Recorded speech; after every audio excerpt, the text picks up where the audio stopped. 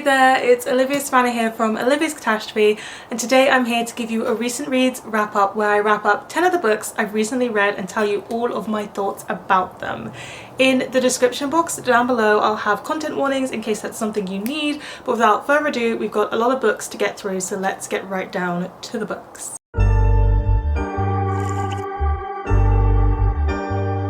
The very first one I want to talk to you about is Days at the Morisaki Bookshop by Satoshi Yagisawa, and this is translated by Eric Ozawa.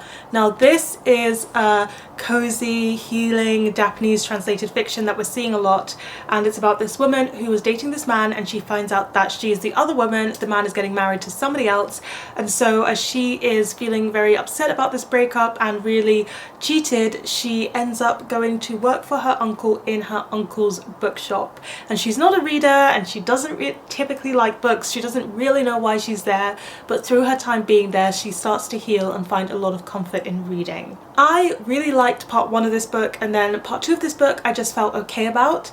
The first part of this book is something that I think every book lover is going to enjoy and their heart is going to melt, because we all know that joy of finding a book that fits your reading mood, the book that kind of makes you think, that's it, I want to be a reader, I want to keep reading books, that book that finds you at the moment you need it.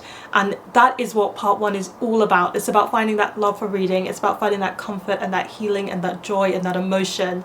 And what's beautiful about it is while she's also finding herself while reading these books, she's also finding a new way to connect with her uncle, who she hasn't seen in a very long time, and you get to see that relationship heal and that love between them as well, which is so lovely. I know I've read a lot of books that deal with mother-daughter relationships, relationships to siblings, relationships to parents, but I don't actually get to see that many books where the relationship is to extended family members beyond that. So it was actually quite nice to see the uncle, you know, niece relationship we get in this particular book. And the descriptions of the bookshop and everything, it's all very lovely.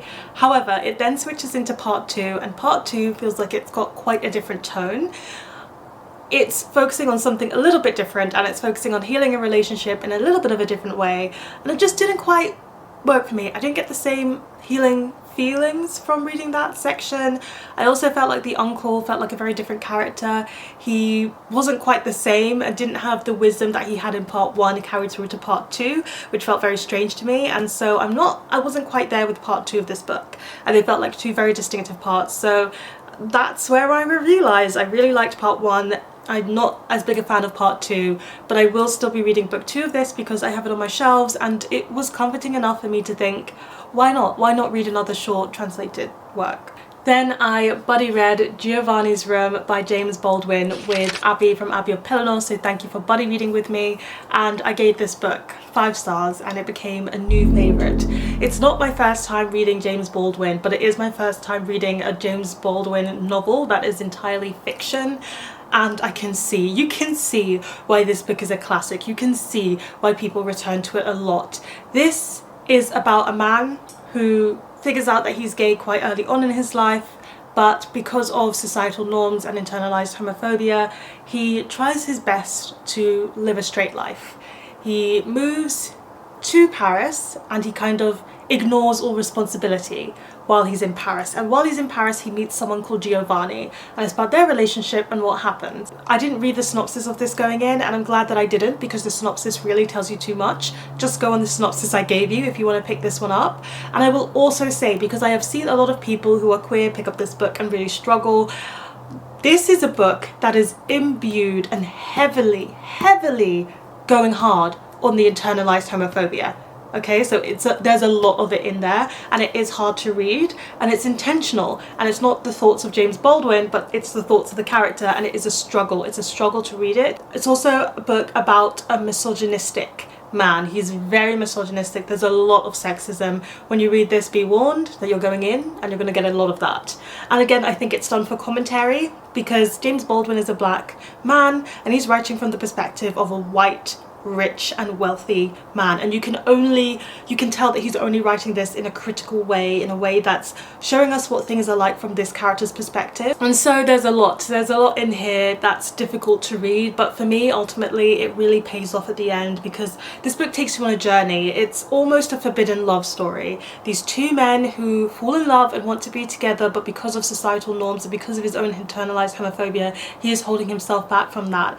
And at what cost? This book is all about at what cost do you not live life the way that you want to, and how does that manifest in your other relationships, and how do you cope, and how do you survive in a world where you are not living as your authentic self? What does that do to a person? How does that deconstruct and hurt you and those around you? And that's what's at the core of this book. There's a lot of pain, there's a lot of grieving, there's a lot of internalized hate, and I can't really speak on this book. I can't review it because it's too emotive. There's too much in the feelings. What I can say though is that James Baldwin is a fantastic writer. As soon as you start reading his words, you will be captivated. You will understand why he is a classic writer. No word is wasted, and each word, from the descriptions that he gives of Paris, from how he describes what it means to be an immigrant, how he describes what it means to be someone to certain people but trying to hide your true self to others, even the last lines of this and how it reflects metaphorically on the plot that you've been given. Each word is a masterpiece. Each sentence is a masterpiece in and of itself. And so even when I was reading, I just knew that whatever this book was about, I'm in for a good time, because James Baldwin's writing is that good. His characterization is critical and it's woven with commentary, but it feels so real. I can see how this story could have happened to so many people in that time. And it was a lot. Reading this was a lot, and it's one of those stories that I need to keep thinking about, and I'm going to keep probably returning to and analysing and seeing different people's thoughts, because it's a very, very powerful and emotive story. Yes, James Baldwin knows how to write a good story. Next up, I want to talk to you about The One by John Marrs, and this is a thriller with a fantastic concept at its core. I breezed through this book and I had a very good time while I was reading it. So The One is set in a world where you can take a test and you will find your DNA match, a scientific match of your one true love. There's nothing else could be disputed about this. You will find your one true love if you take this test.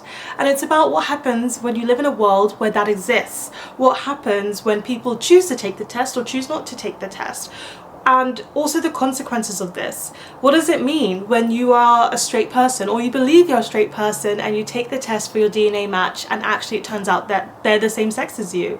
What does it mean if you take the test, a DNA matching test, and you end up matching to somebody who is terminally ill?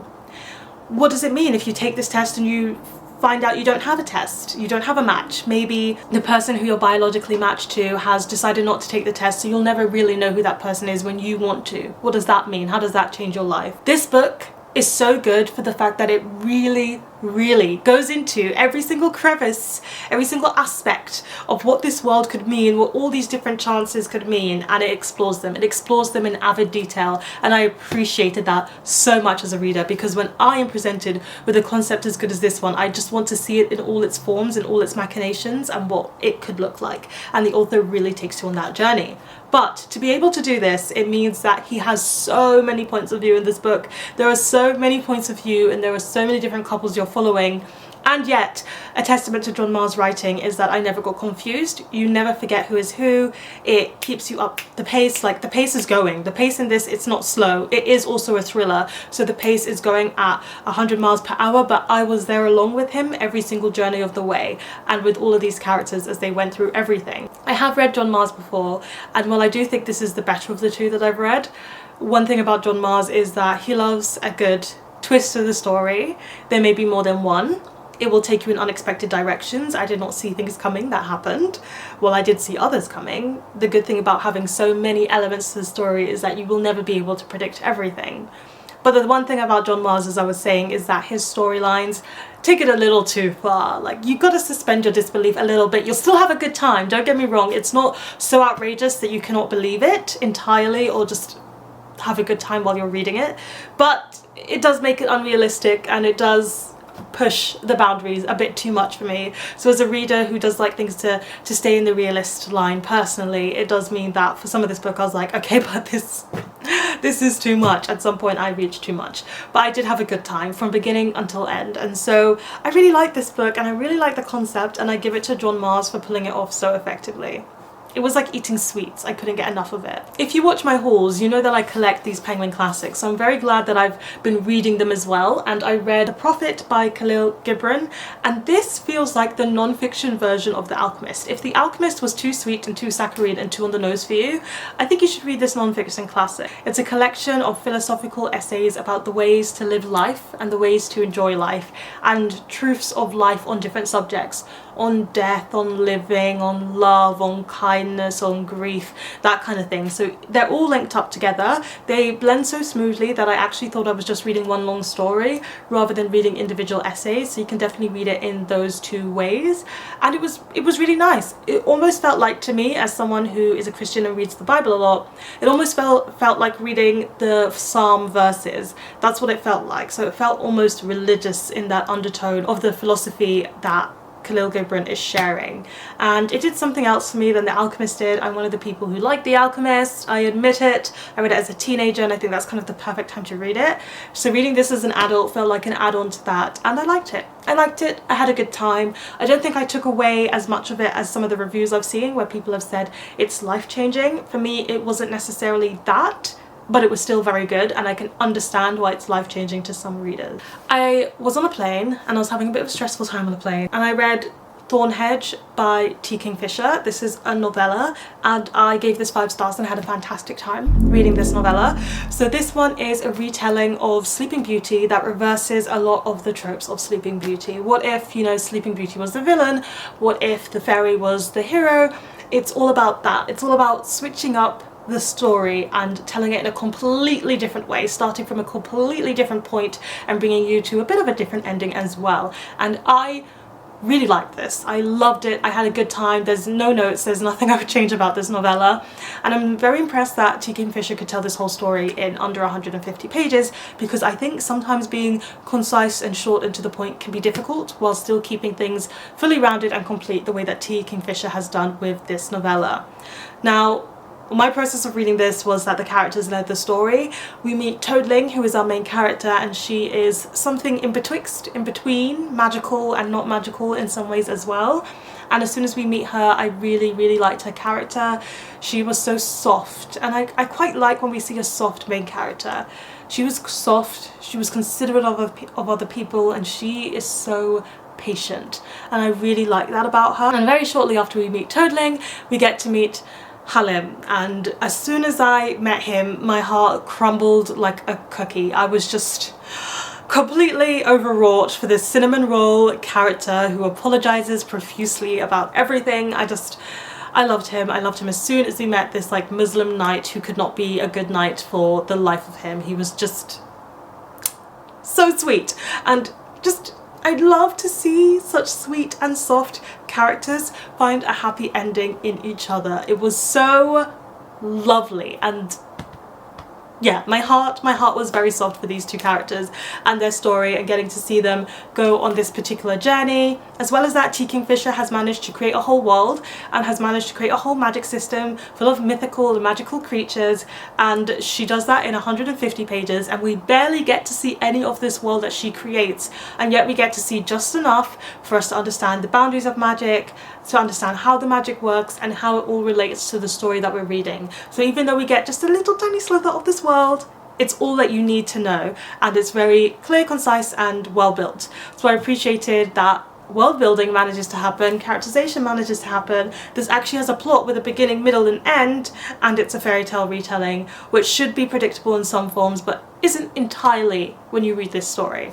I had a very good time. We're now halfway through the book, so I'm going to tell you about 2 books that are exclusive wrap-ups to my Patreon. If you would like to hear my thoughts on either Bury Our Bones in the Midnight Soul by V.E. Schwab or my thoughts on Wooing the Witch Queen by Stephanie Burgis, please head over to my Patreon, and if you sign up to any tier, even the lowest tier, you'll get access to my exclusive wrap-up of these books. And it's also a good time for me to say thank you so much to my patrons. I truly appreciate you, and it the support means a lot, and so if anybody wants to join, we have a very good time over there. Now, continuing on to my thoughts on the rest of the books that I read, so I actually, lo and behold, I read a sequel. I know that's really hard for me to do, but I did it, and I read Electric Idol by Katee Robert. So I will have wrapped up in my previous wrap up for you book 1 in this series, and I continued straight on to book 2, and I had a good time. This one did win me over. We had a bit of a tricky, rocky start in the beginning, but I'll explain that and then we'll get into this book.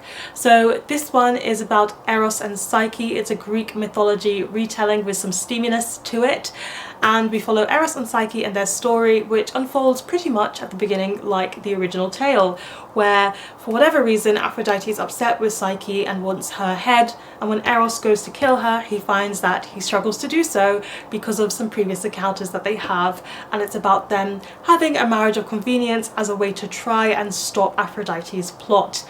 Now, when I read this book, I really struggle to read series back to back to back unless the author is Sarah Simone, clearly, so I typically don't do that, and this is the first time of me doing that for a while. Even though it's not necessarily straight on back to back, it's still, you know, within 2 months of each other. So like 1 month I read the first book and then the second month I read the next one. This is a bit of a story time, but because of that I really struggled with the similarities that this book has to the first one. The first book is the fake dating trope, and this is marriage of convenience trope, and truthfully I think the marriage of convenience trope is the fake dating trope in disguise but with marriage involved. So for me, I found those tropes to be a bit too similar to each other. As well as that, Hades, who's one of the lead characters in book 1, has this whole I'm a monster, not a man mentality, and that haunts him. And Eros, as someone who's a low-key assassin, actually has that mentality too. And so I was struggling to differentiate between our two love interests because of how similar they were. And Psyche is really lovely, but she is a middle child, and I have to admit, she's got a strong sense of middle child syndrome because she did not stand out to me as much as Persephone. Now that's me just comparing the book to the first book, and once I got further into this book I managed to stop making those comparisons and see this book for what it is in and of its own right, and that's when I started to really enjoy this. There were 2 things in particular that I really liked about this book. The first is that we do get world building in book 1, but it's a little bit wishy-washy, and it's enough for you to enjoy book 1 and enjoy that story, but book 2 expands upon the world building, and I really liked that aspect because I do think this Olympus that Katee Robert has built is so fascinating and interesting, and so I like that we got to explore some more avenues within this world, and this one also ramps up the Greek mythology politics in this world, which is something that intrigued me in book 1, but I'm so happy we get to see more of in book 2, because getting to see more of the characters that we are familiar with from Greek mythology and the ways in which they have relationships to each other, politically align with each other, or are political enemies really intrigued me, and that also feeds into the plot of this story, so it doesn't, you know, it's not something she throws in there and then runs away from. It's something that's actually related to the story of Psyche and Eros, and I liked that we got to get more information on that in this particular book. Now, while Psyche and Eros are a really nice couple, I don't particularly ship them. It wasn't that I was like, oh, I can't wait for them to get together, can't wait for their first kiss, can't wait for this, can't wait for that. That didn't really happen with me as the way it did in book 1, so I liked the couple together, but I didn't ship them with my whole heart in the fangirly way that I tend to enjoy to.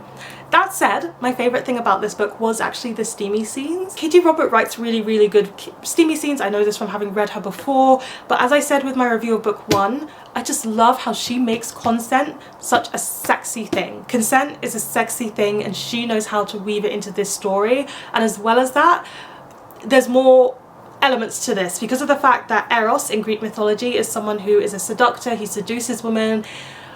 That can be quite a tricky thing to portray in a book with good consent, because seductiveness is not typically aligned with consent all the time, and yet Katee Robert manages to write this sense of seductiveness and playing this seduction game, and yet manages to make sure consent is there every single step of the way, and it never gets blurred. Those lines don't get blurred, and yet the steamy scenes are not boring because of this. They are still so hot and so sexy, and so I appreciate that representation and getting to see that in the steamy scenes. I can't forget to say that Persephone is a fat girl main character. Psyche is someone who is very confident in her body, she is happy with her body, and she is at that stage where she is comfortable with who she is, but that does not mean she never faces any stumbling stumbling blocks. And I do think this one had a better plot than book one. I think it had more stakes, and those stakes were ramped up a bit more than book one. I was happier with how this book resolved.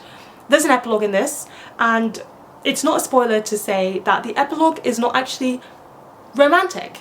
I think often when you get a romance book or a dark romance book, the point of the epilogue is to talk about where the couple have gone since the last chapter. And I like that this didn't focus on that. It does something a bit more family focused, and I really like that. Next up, I read The Romantic Tragedies of a Drama King by Harry Trevaldwyn. This is a young adult contemporary romance book, and also I want to say that this skews on the younger end of YA. So I think this is a good one for those who are in the 12 to 15 category, other than the 15 to 18 category, which is what I think people think of when I say YA typically, so I just wanted to clarify that.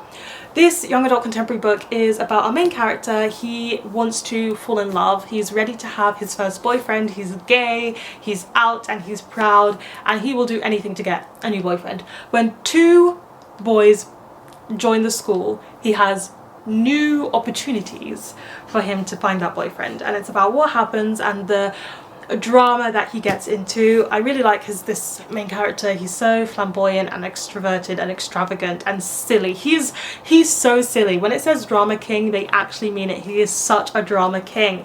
And I loved getting to see the ridiculous situations that he ends up in as he tries to pursue these two boys, or the boy that he thinks is the right one for him. I love that it's showing teenagers being messy and silly and getting confused and making mistakes, and as an adult reader I did see who was the right love interest for him very early on, but that doesn't mean it's necessarily clear to our main character, and so there were multiple times where I just wanted to shake him and show him the right way. But I appreciate that we get to see teenagers kind of making their own messy path to what is the right ending. While this one is all about, as the title suggests, romantic tragedies, it also focuses a lot on friendship, and I find that something so important to show in these young adult contemporaries. And so I appreciated that this one had a complex friendship dynamic that was one of the main elements to the story and was really, really important for our main character's journey. And what I also really like about this book is that there is so much character development. You get to see him start at a certain point, make mistakes, and end up somewhere better, not only in terms of understanding romance and what that involves, but also understanding friendship and family and what those two things involve too. This was a very balanced story in that regard. While I see our main character grow, you get to see the side characters grow, which is also something really lovely. I don't actually have that much to say about this book because I absolutely whizzed through it. It's one of those very easy early YA reads, but I like that we get this kind of representation out there. I like that we get to have funny, happy queer stories as well, where characters are already out, and so the fear of being out is not what is bogging down these characters or is not part of these characters' journey. I have talked about some truly stellar books, so I'm going to talk about one that I didn't like as much, and that is Calypso by Oliver K. Langmead. Now this is something that I thought would be really up my alley because I love a novel in verse, and this is actually sci-fi novel in verse. I love sci-fi, I love novels in verse, so the combination of the two really got to me. It's about this ship called the Calypso, and it's been sent into space for these humans to populate a new world. Now the thing about me that you should know about my sci-fi reading is that I particularly enjoy my sci-fi when it's imbued with the science. I want the science injected into my sci-fi so that things make sense, that I can understand what's happening. I am an English lit girly, but you know what, I can keep up. I can keep up. And so I was very disappointed by the lack of science in this sci-fi novella. Characters, for example, would string some wires together and then they would create seasons on this new planet, and that's just not how wires work or how seasons work. And so there were a lot of things that they would do, and they would just be like, yada yada, sciencey, it's done now. And I'm like, no, honey, no, that's not how it works. So for me, I really struggled with the fact that it kind of wishy-washied its way over all of the science in this and did things that felt more like fantasy magic and then called it science. Those two things are not the same. So that's my main struggle with this book. I also felt like for a book that was set in the future, where we were following futuristic humans, a lot of this was focused on how our main character was grieving their time on Earth and grieving their past life, and they were grieving family members and friends that we don't get to meet as readers, so we do not have any reason to care about that or to care about the fact that she is spending a lot of time feeling upset about what's past. I understand why she would, but I couldn't relate as a reader because we have never seen any of that unfold. I also think the plot felt like it was made up as it was going along, and so they would introduce new elements and I would be like, why are we only learning about this now?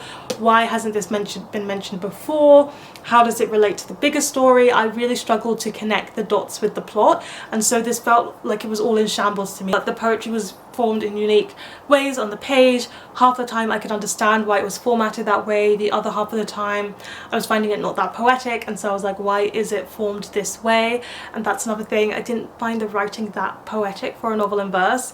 And for me, I don't think all novels in verse have to be incredibly poetic all the time, but I did want a bit more poeticness to this novel in verse. So it wasn't really serving me in the novel in verse side, it wasn't serving me in the science fiction side, it wasn't serving me in the characterization or the plot. So what was it serving me? Switching positively over to a book that I did really like, I was in a sci-fi mood, so I kept on reading sci-fi, and I read Welcome to Forever by Nathan Tavares. Now this is a science fiction novel that's got dystopian elements, where you live in a world where you can edit your memories. You can edit your memories to make a memory happier, to make a memory sadder, to remove an X from a memory if you don't want them to be there. But with this comes the ability to also put your memories into other people's bodies. I find it really hard to explain the plot of this book, so what I will say is that you follow Fox, and Fox has a partner called Gabe, and they've had a very difficult relationship, so they're going to couples therapy. And something has happened, there's been a terrorist attack, so Gabe's memories are in peril, and if your memories are in peril, it means you as a person is in peril because your memories are able to be passed along to different bodies, etc, etc. So Fox is in a recovery clinic as he tries to remember his own memories and also therefore be able to restore Gabe's memories to him as well. There's a lot happening in this book, and that is just the beginning of the plot. There is also government conspiracy happening, there's also something happening with the way that memories get edited, and maybe not everything is as it seems.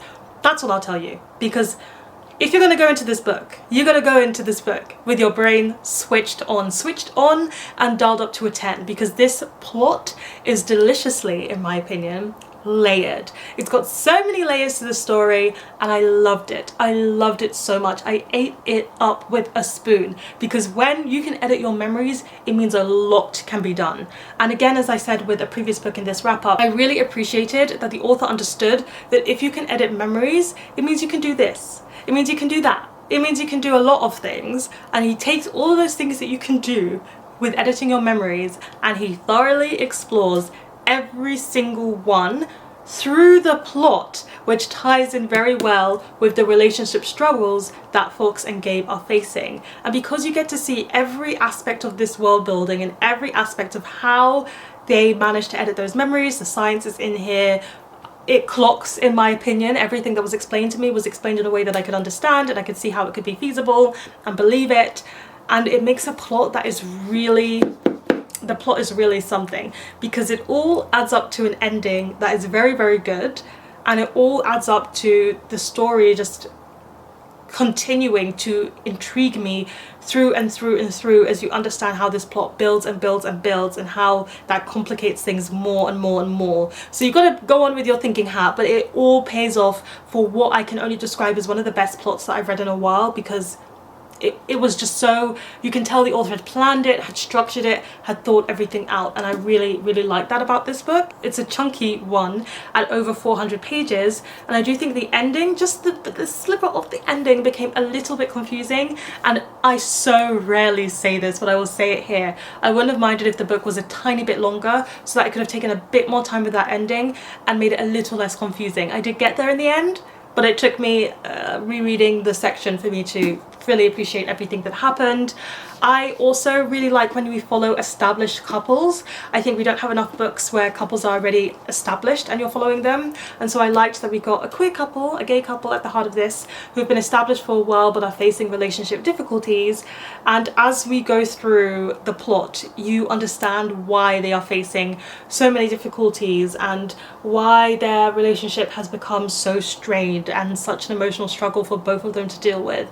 And and I couldn't help but root for them so much, because you can tell that there is so much love there, but there is all this stuff around them that's making it really difficult for their love to shine through and succeed. And so I just really enjoyed this story. I enjoyed the world building. I loved how thoroughly that was explored. The plot was just so good, and such a good thing to read about, and the characterization was done really well. And lastly, we are going to conclude, yeah, I think it is, with my first non-fiction read of 2025, and that is Outrage by Ellen Jones. Now, this is a non-fiction book. The synopsis says it all. Why the fight for LGBT plus equality is not yet won, and what we can do about it. That's literally, it does what it says on the tin. It's talking about why we should still be outraged by the homophobia that we're seeing in the world, where we should still be outraged by what some of the queer people have to face in everyday life at the moment, and why the backsliding of laws and legislations and opinion is really dangerous, not only for queer people but for everybody out there. I appreciated that this book was structured the way it was. So Ellen Jones breaks this down chapter by chapter, and I really like the chapters. So just to give you an example, chapter 1, the marriage equality myth. Chapter 3, education. Chapter 5, mental health care. Chapter 8, queer families. Chapter 12, age-old problems. Each one is very different and distinct, and I just read you out a couple there.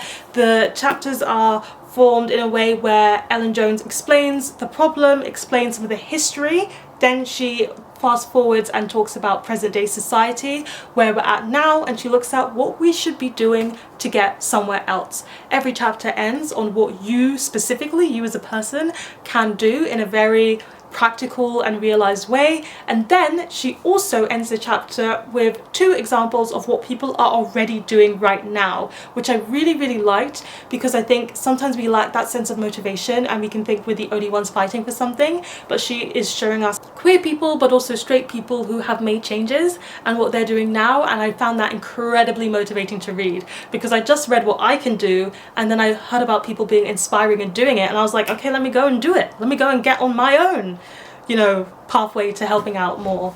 And while I read the first half of this book, I was thinking, oh, this is a lot of information that I know, which means it's very good for people who are starting on their education journey, as Ellen Jones puts it, and wants to do more and learn more. But the second half of this book had a lot of information, both in terms of history but also in terms of present day legislation and laws and what's sneakily being put into society these days that I didn't know about. And so I also, as someone who reads a lot of queer books, knows a lot of queer people, and knows quite a bit of queer history already, I learned new things from this book as well. So I think it's really important, and a lot of that had to do with the contemporary situations that are happening right now, and so I appreciated getting informed in those in particular, because they're worrying. They're really worrying. While reading this book, I also noticed that it did mention the US quite a bit, which is understandable because there's a lot happening in the US in particular, but this book also specifically has a UK and international focus, and that's something that a lot of the non-fiction I read lacks, because it is a lot of US non-fiction.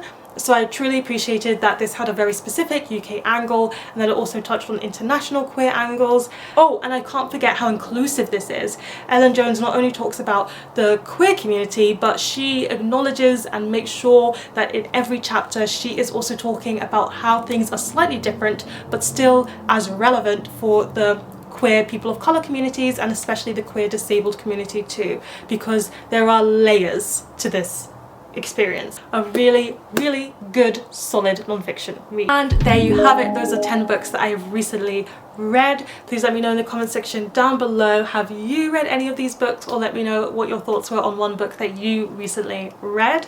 Give this video a thumbs up if you enjoyed it, hit that subscribe button if you want to see more, and don't you forget to hit that notification bell to be updated every time I have a new video. And you know what they say, onwards and upwards. Excelsior!